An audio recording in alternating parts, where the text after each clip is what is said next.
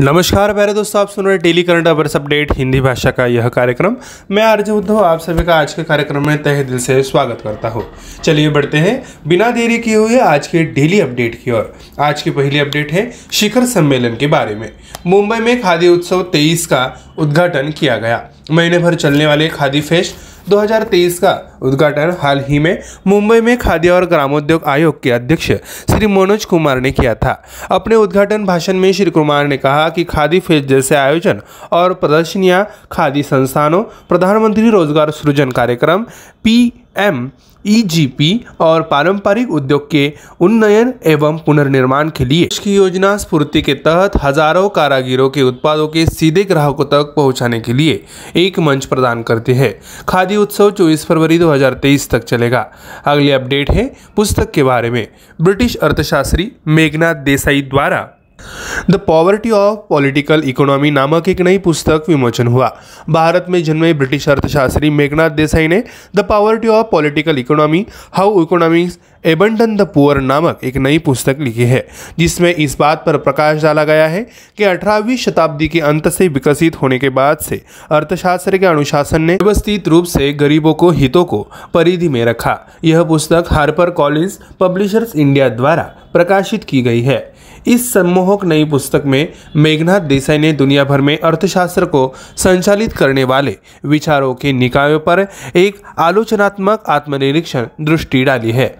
अगली अपडेट है अंतर्राष्ट्रीय के बारे में। जो बाइडेन ने भारतीय अमेरिकी अंतरिक्ष यात्री राजी चारी को अमेरिकी वायुसेना ब्रिगेडियर जनरल पद के लिए नामित किया।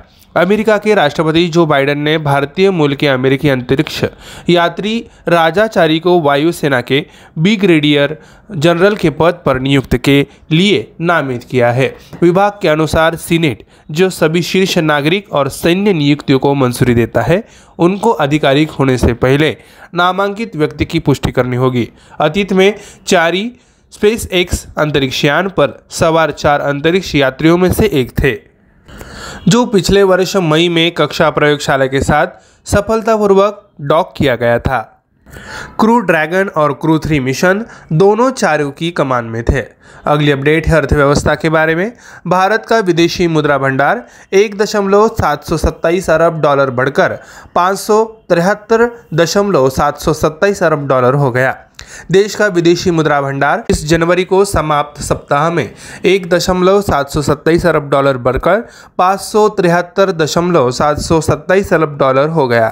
13 जनवरी 2023 को भारत का विदेशी मुद्रा भंडार 561.583 अरब डॉलर था। विदेशी मुद्रा परिसंस्थायां 503.65 अरब डॉलर थी। 2022 की शुरुआत में कुल विदेशी मुद्रा भंडार 633.61 अरब डॉलर था और अक्टूबर में 2 साल के निचले स्तर पर गिरा था। गिरावट का अधिकांश श्रेय RBI के हस्तक्षेप और आयातित वस्तुओं की लागत में वृद्धि को दिया जा सकता है। यह पिछले साल सितंबर में 642 अरब डॉलर के उच्च स्तर से भी अधिक तेजी से गिर रहा है। अगली अपडेट है अंतर्राष्ट्रीय के बारे में। माइक्रोसॉफ्ट ने ChatGPT निर्माता OpenAI में $10 अरब का निवेश किया। माइक्रोसॉफ्ट ने ChatGPT निर्माता आर्टिफिशियल इंटेलिजेंस लैब OpenAI के साथ एक नए बहुवर्षीय $multi-billion के निवेश की घोषणा की। माइक्रोसॉफ्ट ने एक विशिष्ट डॉलर राशि उजागर करने से इनकार कर दिया, लेकिन सेमाफोर ने जनवरी में पहले बताया कि माइक्रोसॉफ्ट $10 अरब तक निवेश करने के लिए बातचीत कर रहा था। यह सौदा 2019 और 2021 में माइक्रोसॉफ्ट के पिछले निवेशों के बाद दोनों कंपनियों के बीच साझेदारी के तीसरे चरण को चिन्हित करता है। माइक्रोसॉफ्ट ने कहा कि नए सिरे से साझेदारी AI में सफलताओं में तेजी लाएगी और दोनों कंपनियों को भविष्य में उन्नत प्रौद्योगिकियों का व्यवसायीकरण करने में मदद करेगी। यह अगली अपडेट की ओर। नाटो सैन्य समिति के पूर्वाध्यक्ष पेट्र पावेलचेक गणराज्य के राष्ट्रपति बने। उत्तरी अटलांटिक संधि संगठन नाटो सैन्य समिति के पूर्वाध्यक्ष पेट्र पावेलचेक गणराज्य के नए राष्ट्रपति बन गए हैं। चेक सांख्यिकी कार्यालय के अनुसार पूर्व सैन्य जनरल पावेल को 58% से अधिक वोट मिले। यह यूरोपीय संघ और नाटो के मुखर समर्थक रहे हैं। गणराज्य के भविष्य को उनकी सदस्यता से अटूट रूप से जुड़ा हुआ देखते हैं। बार बार पावेल ने रूस से साथ संघर्ष के दौरान यूक्रेन को सैन्य और मानवीय सहायता प्रदान करने के लिए देश के लिए अपना समर्थन भी व्यक्त किया है। अगली अपडेट है विज्ञान के बारे में। सूर्य का अध्ययन करने के लिए भारत का पहला मिशन आदित्य L1 जून-जुलाई तक प्रक्षेपित किया जाएगा। इसरो अध्यक्ष ने यह कहा। भारतीय अंतरिक्ष अनुसंधान संगठन इसरो इस साल जून या जुलाई तक आदित्य L1 मिशन को लॉन्च करने की योजना बना रहा है। आदित्य L1 सूर्य और सौर कोरोना का निरीक्षण करने वाला पहला भारतीय अंतरिक्ष मिशन है। इसरो के अध्यक्ष एस सोमनाथन ने visible line emission coronagraph payload के हैंडओवर समारोह में कहा कि आदित्य L1 मिशन जून या जुलाई तक लॉन्च किया जाएगा, जो कि मिशन के लिए लॉन्च विंडो अगस्त तक बंद हो जाएगी। आदित्य L1 मिशन को इसरो द्वारा L1 कक्षा, जो सूर्य पृथ्वी प्रणाली का पहला लैग्रेंजियन बिंदु है, उसमें लॉन्च किया जाएगा। अगली अपडेट है राज्य के बारे में। उत्तराखंड में ल्यूमिनस द्वारा निर्मित भारत की पहली green solar panel factory.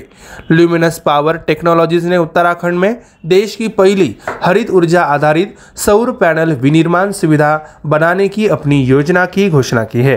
Company ने एक बयान में कहा कि रुद्रपुर में स्थित नए विनिर्माण संयंत्र के इस साल के अंत तक पूरी तरह से चालू होने की उम्मीद है।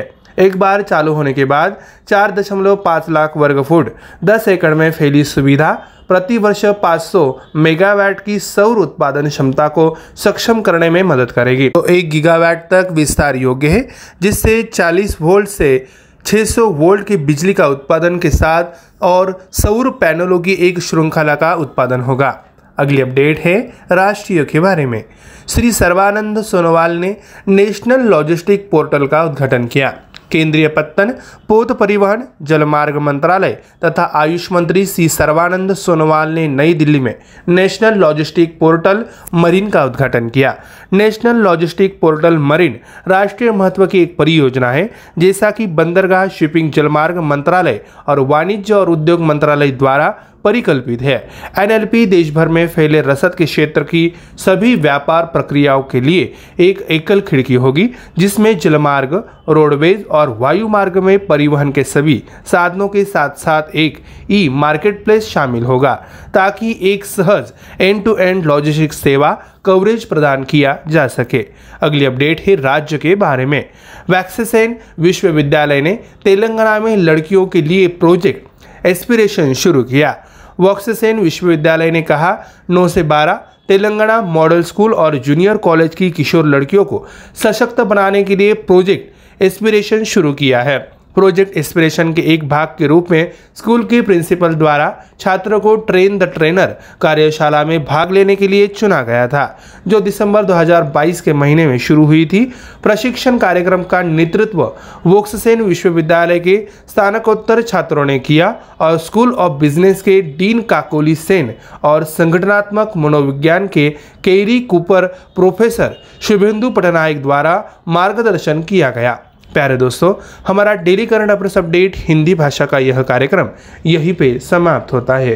मैं आरजे उद्धव आप सभी से इस कार्यक्रम में लेता हूँ इजाजत। तब तक के लिए ऐसे ही बने रहिए और सुनते रहिए हमारे और भी नए कार्यक्रम radio MPSC Guru spreading the knowledge powered by spectrum academy पर। धन्यवाद।